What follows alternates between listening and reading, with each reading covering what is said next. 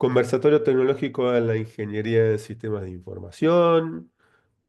Tokenización, qué temas. ¿Y con quién vamos a hablar de tokenización? Con Federico de Rosa, co-founder de Holders. Hola Fede, ¿cómo estás? ¿Qué tal, Cecilio? ¿Cómo andás? Muchas gracias por la invitación.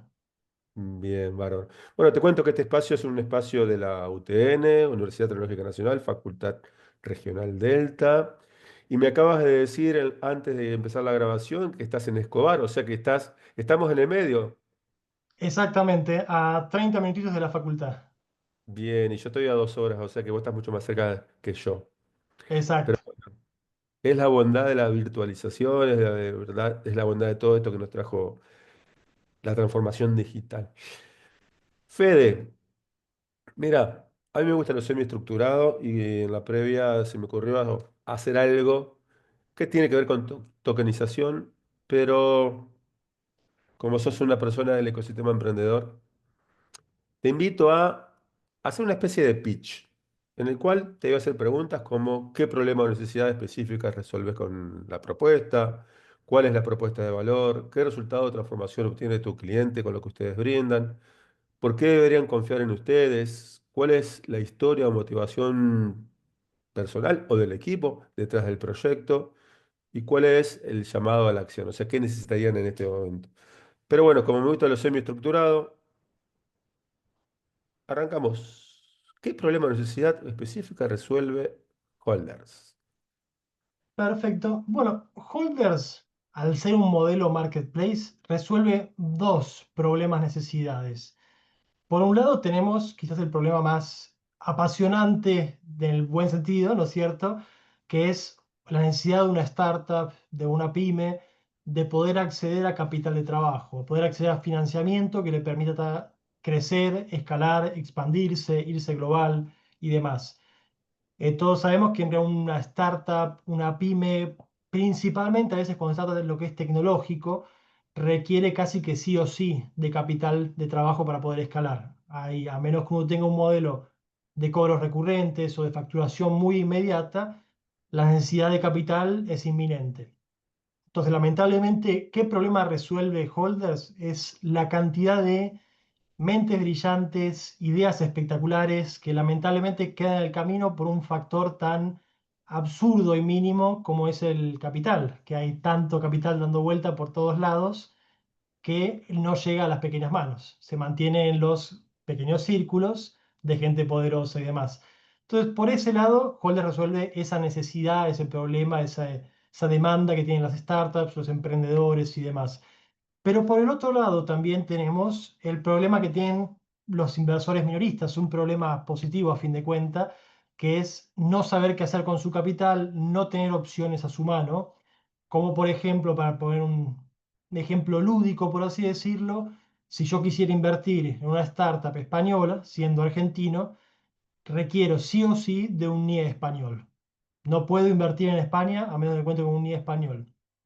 ¿Qué es lo que hace Holders? Democratizar ese acceso, permitir que vos, Cecilio, yo, Federico, o cualquier persona con cualquier monto, sin un mínimo, pueda entrar en startups iniciales, en etapas muy tempranas o en etapas más adelante. Y después también se derivan otras opciones de oportunidades de inversión, como pueden ser RWA, Real Estate, Venture Funds, pero siempre con la primicia de que sean montos pequeños, que no seas que tengas que ser un inversor importante, ni un inversor ángel, y mucho menos un inversor institucional, ¿no es cierto? Cuando decís un monto pequeño, contá lo que es un monto pequeño. Un monto pequeño en muchas plataformas puede ser $100, $1000. En Holders es la denominación más chica que se te puede ocurrir. Con un centavo vos podés entrar en Holders. Ahora, si no vamos al caso práctico, ¿tiene sentido invertir un centavo? Quizás no tanto, pero la realidad es que como poder se puede. Esa es un poco la... ¿Por qué? Porque acá buscamos un poco lo que es la inclusión financiera. No me quiero adelantar a una pregunta que hiciste, pero Vamos a esa es hacer, la vamos a hacer de cuenta. Yo lo que te dije es semiestructurado. Sentite libre. Sentite libre. bien. Mira, vos preguntaste la motivación. Nosotros, cuando hablo de nosotros me refiero junto a mi socio, Luis, que Venimos, la verdad, trabajando hace años en conjunto en distintas propuestas, que algunas fueron muy positivas y otras no tanto. La realidad es que el camino de emprender tiene más que son negativas que positivas. Esa es una realidad y no es un fracaso para nada, es parte del camino. Pero siempre trabajamos con una misma vertical, que fue básicamente la inclusión financiera en base a la tecnología. Hay un proyecto que nosotros lanzamos en 2019, creo que fue, que me apasiona mucho realmente hasta el día de hoy, que ojalá lo pueda llevar adelante en algún momento, que no sé si hoy realmente es una necesidad o si ya fue resuelta, pero era básicamente las remesas internacionales, por supuesto, ¿no? Remesas que sean inmediatas, baratas, súper globales y todo potenciado por tecnología blockchain, Web3, descentralizada y demás.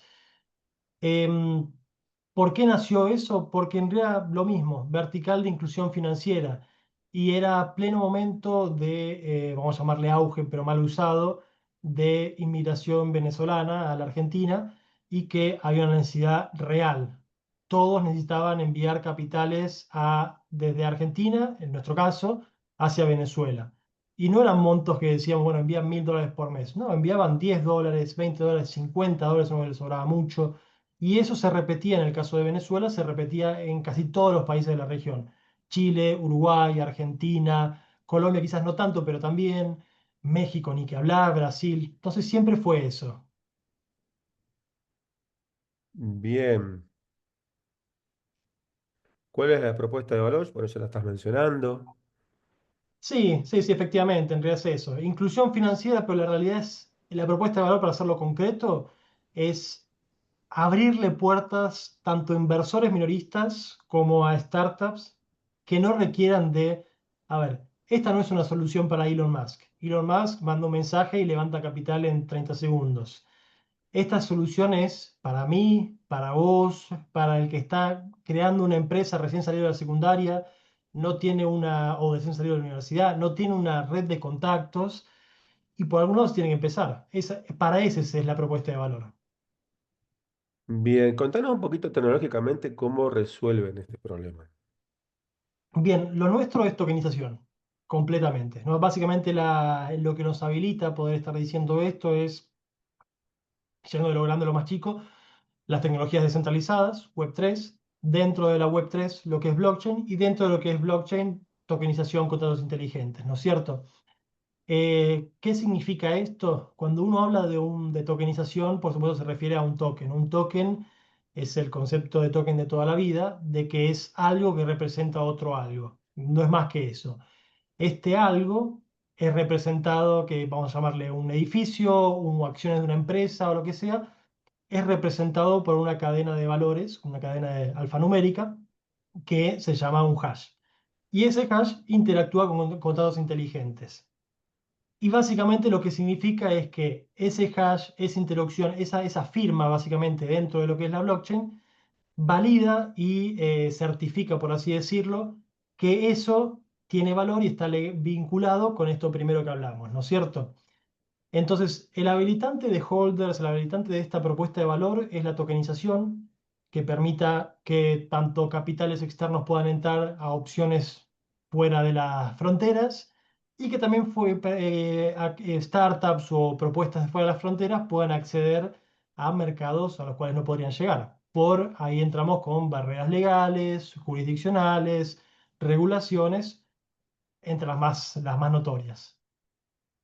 Bien, bien, bien, bien. Te cuento que me gusta lo semiestructurado, si bien tenemos un eje como para ir presentándolos, pero se me ocurre preguntarte lo siguiente, ¿no? ¿Qué respuesta están teniendo de sus clientes? Mucha demanda donde la principal demanda está en startups. Nosotros tenemos, como decía, usuario inversor, cliente startups, para simplificarlo.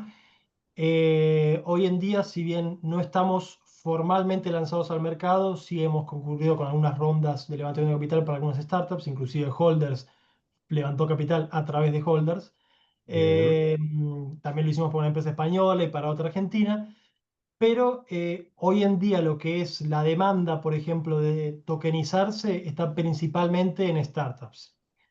Em, Sin embargo, por ejemplo, nosotros hoy en día tenemos un waitlist de más o menos unas 100 startups, si dejamos de contar, que querían tokenizarse a través de holders. Y por el otro lado, tenemos en real público inversor, que ahí sí estamos hablando de inversores minoristas globales, que vienen de lo que se llama el mercado DeFi, que el mercado DeFi son las finanzas descentralizadas del mundo blockchain, que son por lo general capitales minoristas de distintas partes del mundo. Quizás los países más presentes son Latinoamérica, con predomina Argentina, Venezuela, por temas de inflación y demás que ya conocemos.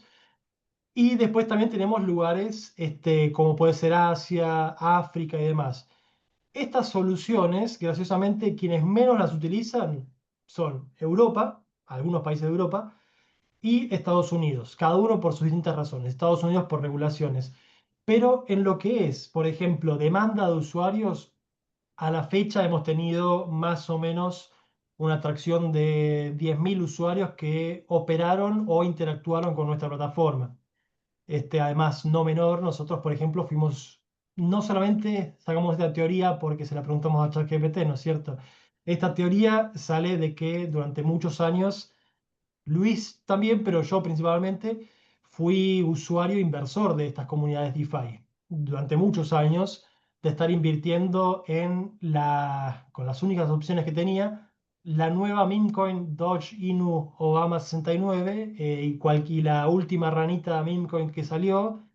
Y la realidad es que la única capacidad de inversión que tenía era esa, pero no por mi capital, sino porque las opciones que hay, lamentablemente del mundo cripto, siendo una tecnología que buscaba descentralizar y abrir los mercados, se volvió muy cerrada. Lamentablemente hay pocas propuestas que realmente abran al mercado tradicional o busquen incluirlo.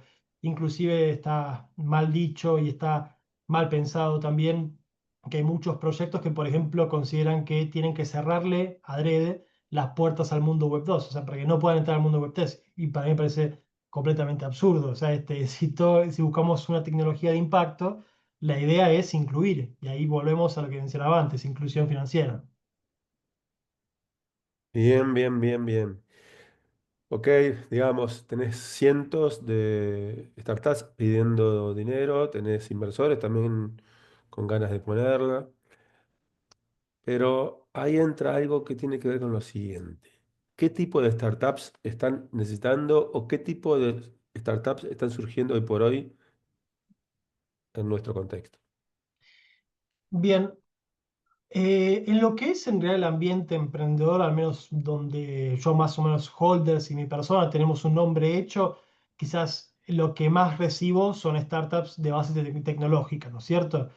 Eh, que principalmente financieras, o sea, fintech, pero la realidad es que hablando con el ambiente, hablando con el ambiente emprendedor y demás, hay mucho, y eso es lo que a mí principalmente más me interesa, iniciativas de impacto en su mayoría social, por ejemplo, o también ambiental, o muchas de deep tech que son temas de salud. Te diría que esas son las que a mí personalmente más me apasionan porque son las que tienen un impacto real y que tienen menor capacidad de demostrar resultados. Obviamente esas son empresas que requieren de inversión para poder siquiera empezar a validar su teoría, porque requieren eso, invertir para armar un prototipo. Y quizás hoy en día lo que son las fintech, los negocios o los modelos de negocio B2B SaaS, en cierto punto es más fácil mostrar tracción y ser más atractiva para inversores porque ya estás mostrando que estás facturando. En cambio, una empresa que sea deep tech, que requiera de una ronda pre-seed, por ejemplo, con un enfoque en un 80% o hasta 90% en lo que es desarrollo, y esa es más difícil que consiga ese capital a menos que sea un inversor muy específico. Entonces, si bien la mayor demanda hoy en día nosotros la tenemos del lado fintech, porque son las más populares, yo creo que, o yo personalmente le presto una atención bastante particular a las que son de impacto. Bien, cuando decís impacto, mi mente se va para el lado de los inversores ángeles. Sí, Porque me imagino que una startup vinculada a lo social puede llegar a seducir a inversores ángeles. Hay gente que entiende, como vos, como yo, de que hay personas que son inversores ángeles. Hay gente que no entiende lo que es un inversor ángel y a veces no te cree de que existan inversores ángeles. te saco un poco de holders, te pregunto en base a toda tu experiencia, ¿existen inversores ángeles? Hacé de cuenta que yo soy un alumno que está en primer año y le dicen, ¿existen inversores ángeles? Mira, existen que tenés uno cerca, o sea, yo soy inversor ángel, por ejemplo, Bien. eh, y inversores ángeles no significa lo que uno se imagina de un tipo multimillonario que es casi filántropo. Un inversor ángel puede ser el amigo carnicero, este que le va bien en su carnicería y tiene la capacidad de invertir y le interesa. Y principalmente yo considero, y a esto he hablado con otros inversores ángeles, un inversor ángel, el motor de un inversor ángel es, y por eso se llama así, es ayudar al emprendedor. No es tanto, hay muchos inversores ángeles que sí pueden agregar valor, pero hay otros que lo hacen, es ayuda desde el lugar que pueden hacerlo, que a veces se reduce a la parte económica, que no le quita para nada el mérito, ¿no es cierto? Todos necesitamos capital. Pero inversores ángeles, a mí al principio cuando yo no estaba en ronda, no sabía lo que era la parte de fundraising, también me hacía un poco de ruido y me costaba creer que había gente que casi que te da plata porque sí. Y es cierto, no te dan plata porque sí. Te dan plata si vos tenés, si te dan capital de trabajo, si vos tenés una real motivación, pues está bien tu pregunta, si vos tenés una real motivación, si vos tenés un objetivo realmente a largo plazo o de cambio o de impacto, si, por supuesto, y después, por supuesto, las partes viables del negocio o no, ¿no es cierto? Si lo que estás pensando tiene cierta validación de mercado, si coinciden y están eso es lo central en un inversor ángel, si están alineados con tu visión, capaz que un inversor ángel no puede ver tu factibilidad en tu modelo, pero no significa que tu modelo sea malo, sino significa que ese inversor ángel no lo puede ver o simplemente no es de la misma industria como para comprenderlo. Pero para no irme mucho de la pregunta, sí, los inversores ángeles existen.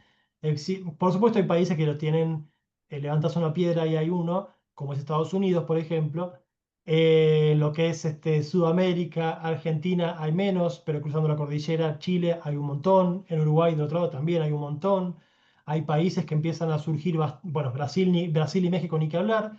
Hay países que empiezan a surgir bastante, como es por ejemplo Paraguay últimamente, pero Argentina la verdad que sí tiene, porque Argentina tiene algo muy interesante y muy admirable, que es unas ganas de ayudar al emprendedor, porque hay mucha gente que ha salido y ha armado cosas desde cero, sin irnos más lejos, personas como Marcelo Cavazoli de Lemon, son personas que, bueno, con él particularmente, historia paralela, pero allá en 2017 creo que era, nos juntábamos a debatir sobre cuestiones anárquicas de blockchain y demás.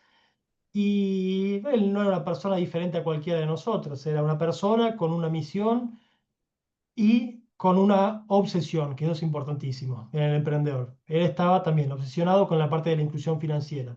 Tan obsesionado que estuvo que él siguió haciendo el mismo camino desde que lo conocí hasta el día de hoy, ha seguido en lo mismo. Y eso es central. Qué lindo, qué lindo. ¿Sabes qué? Repaso las preguntas. Aclaraste lo del ángel, los inversores ángeles, aclaraste de que sos inversor ángel. Eh, esto está bueno, esto no, el carnicero que tiene un poco de dinero y dice en qué lo pongo. Y lo pongo, por ejemplo, en holders. Pero para ponerlo en holders, yo tengo que confiar en holders. ¿Por qué deberían confiar en holders, en ustedes? Bien, te cambio la pregunta en realidad, porque eso es lo maravilloso de la tecnología, de la tokenización y demás, que no estás confiando en Federico de Rosa o en holders. En realidad estás confiando en la tecnología. Eso es lo maravilloso. Yo, si bien soy administrador de empresas, también soy abogado y la Mira, parte de contratos es algo que a mí contratos de la abogacía es la parte que más me gusta. Y por eso también me gusta tanto la tokenización, porque la tokenización funciona en base a contratos inteligentes. Y el contrato inteligente no miente, no es vulnerable en cuanto a opiniones o, vamos a llamarle, a coimas. No hay forma de modificarlo y no hay forma de doblarlo, a menos que haya una cuestión técnica como vulnerabilidad de seguridad, ¿no es cierto? Pero es otro capítulo. Pero lo que es un contrato, en realidad, es muy concreto. Se hace una cosa, pasa otra cosa. Entonces, no se confía en Federico de Rosa o en Holders, sino que se confía en la tecnología. Por supuesto, después sí. uno como empresa y como persona hace el trabajo de todo lo que se llama branding, de mostrarse y de trabajar en lo que es la persona y demás, como para que la gente también sienta esa seguridad, ¿no es cierto? Porque hay pocas personas que pueden extrapolar, de decir, bueno, no, yo no confío en Federico de Rosa ni en Holders, pero sí confío en la tecnología. Este, por supuesto, después hay un trabajo importante de educar, de mostrarse y de ser súper transparente y ubicable, ¿no es cierto? Esa es otra. Pero eso es lo central. Yo creo que la respuesta es la tecnología y sobre todo también la transparencia y por último, si uno siente y confía en los instintos, si uno siente que algo no cierra, confía en ese instinto. Como era, por ejemplo, las cosas estas de los temas Ponzi y demás que han aparecido. 10% mensual en dólares suena buenísimo, pero si suena tan bueno, algo raro hay. Entonces, hay mucho de confiar también en la intuición de uno mismo, por más que sepa de tecnología o no. Entiendo perfectamente. Bien. A ver, repaso las preguntas que teníamos. La historia o motivación personal detrás del proyecto, ya te vas contando bastante. Eh, Hay una que te voy a preguntar al final, cuando estemos terminando, pero hay otra que la estuvimos conversando recién y que tiene que ver con un punto clave a la hora de llevar adelante una startup o cualquier iniciativa. No hace falta que sea una startup. Es la conformación del equipo fundador de la organización. En el caso de Holders, vos y Luis Rodríguez crearon Holders y recién hablábamos, ¿no? De la importancia de las características de los integrantes del equipo. Te la dejo a vos. Yo ya lo sé, pero bueno, te la dejo a vos para que lo digas vos. Bien, se repite mucho la frase que una asociación o un socios es lo mismo que un matrimonio o una relación de pareja. Y para mí es exactamente lo mismo. O sea, la obra hay una única diferencia que es física, pero el afecto, la confianza, la forma de entenderse es igual que una pareja amorosa, digamos, ¿no es cierto? Entonces, en un equipo fundador, lo central es, como decía, confianza, que no hayan rispideces o si hay desacuerdos que se puedan charlar, comunicación es central, pero sobre todo la capacidad de complementarse. Yo soy de base de negocios, más bien, que si bien tengo conocimiento técnico, soy programador, quizás un conocimiento también duro, quizás como es la abogacía, pero mi puente y mi fuerte, mejor dicho, es los negocios. Y por otro lado, mi socio, Luis, es justamente también recibido de la UTN como ingeniero, entonces es completamente técnico y tiene un conocimiento en lo que es la materia negocios. Entonces, ¿qué es lo que esto nos permite? Por un lado es que nos solapamos muy poquitito, confiamos mucho entre nosotros, nos conocemos mucho, eso es central, nosotros nos conocemos desde 2017 y venimos trabajando juntos desde 2017, entonces ya conocemos hasta las mañas de unos y los otros, ya sabemos cuando uno está diciendo algo, sabemos inclusive qué significa, como cuando una pareja te dice no, todo está bien, sabemos que no está todo bien, bueno, acá es un poco lo mismo.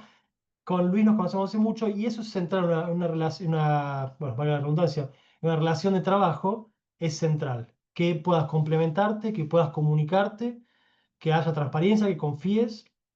Pero lo que es en la parte de roles, eso, repito esto nuevamente, porque es central a la hora de complementarse. Por ejemplo, tanto Luis por su lado como yo por el mío, hemos tenido equipos previos con otras personas o que se han solapado.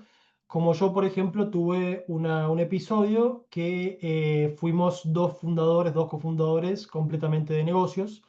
Ninguno era full técnico, yo tenía un conocimiento técnico, pero él no, pero básicamente los dos éramos de negocios.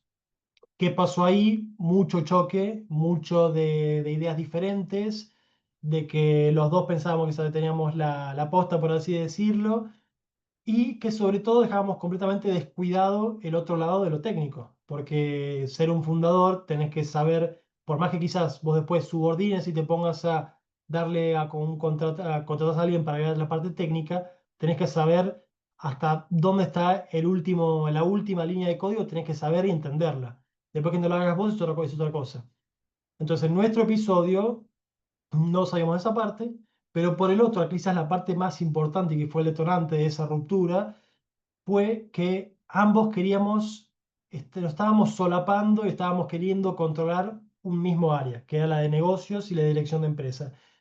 Y Luis, por el otro lado, también le pasó lo mismo, pero de su lado, del lado técnico. Se asoció con una persona que también completamente técnica y al principio estaba todo bien, porque cuando estás en la etapa de ideación y que no salís a exponer tu negocio, claro, todo suena una hackathon eterna, que es divertido, que noches de poner quedarse programando, que música, que tomando algo, y está todo perfecto. Ahora, cuando salís a exponer lo que ya has hecho, no tenés ningún tipo de respaldo del lado de negocios.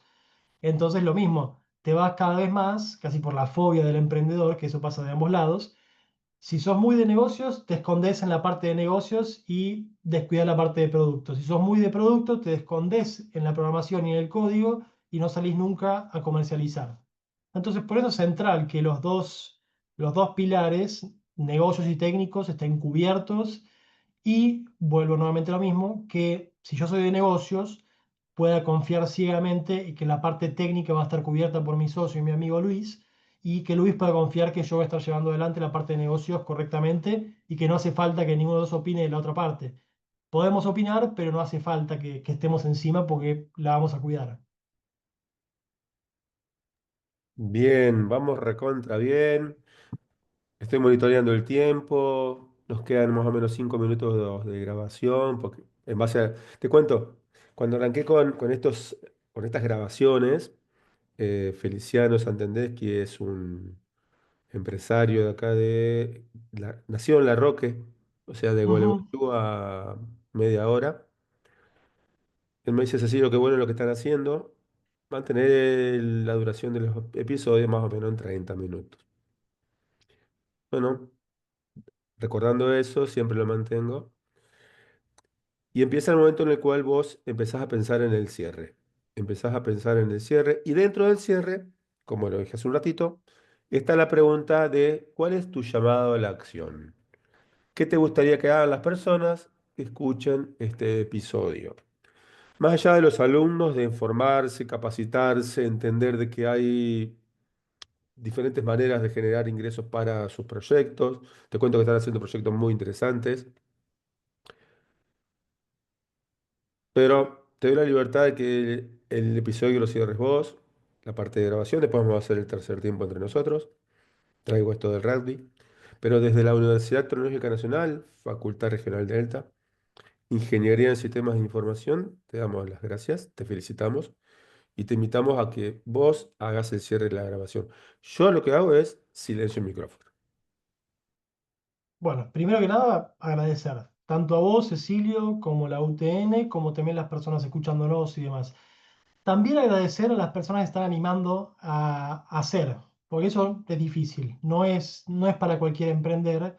Uno ve reels en Instagram o videos en TikTok que se ponen a vender personas y se compran el Lamborghini en un mes y eso no es así. Emprender es el trabajo más difícil que hay porque no tenés horario de entrada ni de salida, sos tu propio jefe que te podés insultar internamente y nadie te va a denunciar como maltrato laboral. Así que es el trabajo más difícil que hay, entonces felicitarlos por estar haciéndolo.